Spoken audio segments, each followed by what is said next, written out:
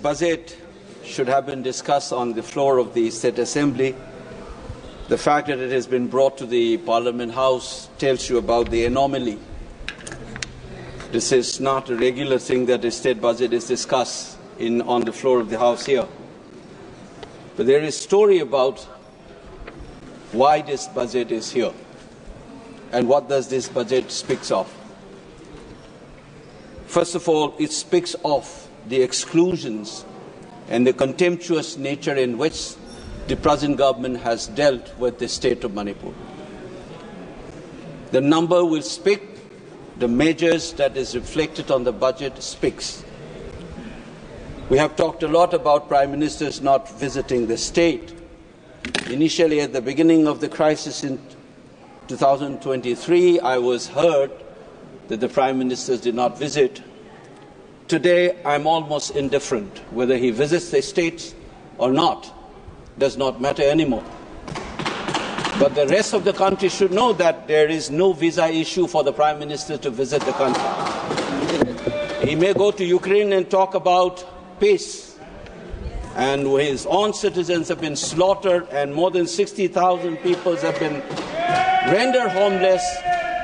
This kind of a behavior can never be justified by anybody who swears by nationalism. It can only be done by those who swear by pseudo-nationalisms and who has a peculiar idea of nation that thrives on excluding people. Now let me talk about this budget in two ways. What does these numbers speak of? The first one is this, a clear sense of the state of economy of this state called Manipur.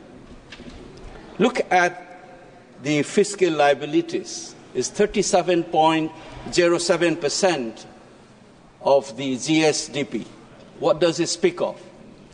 It speaks of a terrible state of an economy, the debt burden that the state witnesses.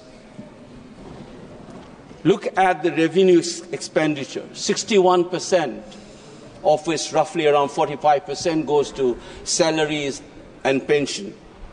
Look at the capital expenditure, 39%. What kind of a development project or development of the state that you can sense from these numbers? Or for that matter, you look at this non-tax revenue component, 1%. I thought that this budget would have schemes to deal with this basic economic anomalies of the state. For instance, trying to look for additional or diversification of the additional sources for the non-tax revenue of the state. No, we don't have that image here. I thought that there would be measures to deal with this debt burden. There's nothing of that kind.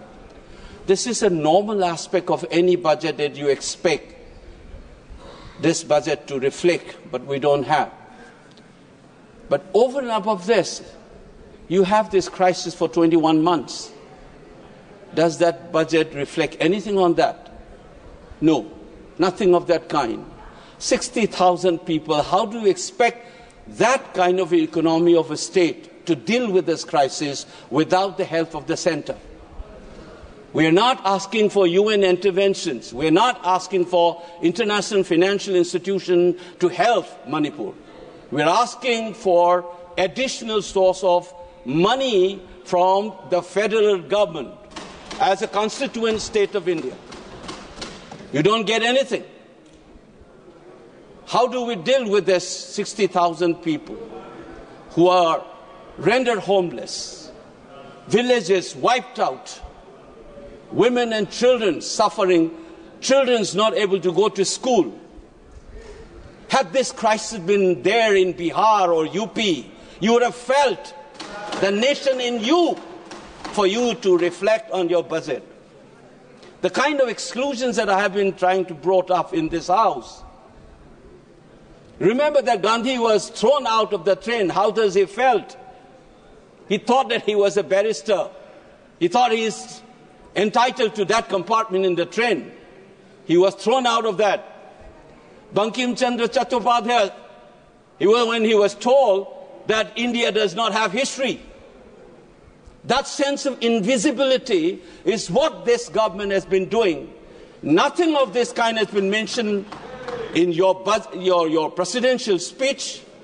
You've been trying to make us invisible, our tragedy as insignificant. And you expect the people of this state to feel like any other Indians and be proud of being an Indian.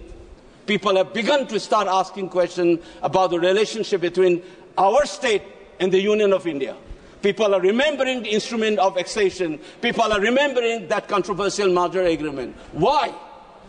Because you have allowed the feelings to be groomed like that.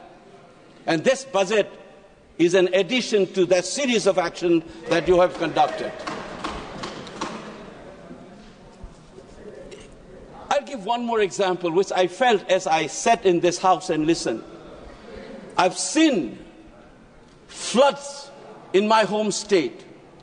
Even the Raj Bhavan was inundated. Every year it has become a ritual.